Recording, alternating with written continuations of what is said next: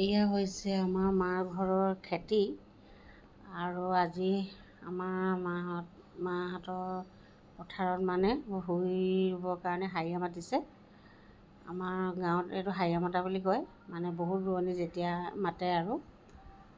গতিকে অলপ ভিডিঅ' বনাই মোলৈ পঠিয়াই দিছে ভতিজাজনীয়ে, তাকে মই এনেই শ্বৰ্ট ভিডিঅ' এটা বনাইছোঁ আৰু।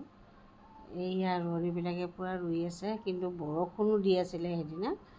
বৰষুণৰ মাজতে তেওঁলোকে বহুত কষ্ট কৰি আমাক সহায় কৰি দিলে আৰু। বৰষুণতে তিতি তিতি ৰুই আছে, চাওকচোন।